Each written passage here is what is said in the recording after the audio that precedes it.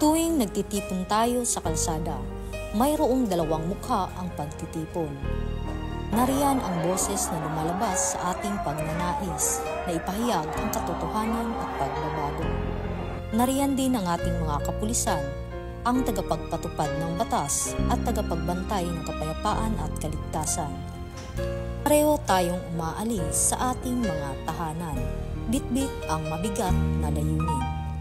Ngunit sa kaibuturan, pareho lang ang ating hiling, ang makabalik sa pamilyang iniiwan at inaalala, mapaprotesta man o pulis.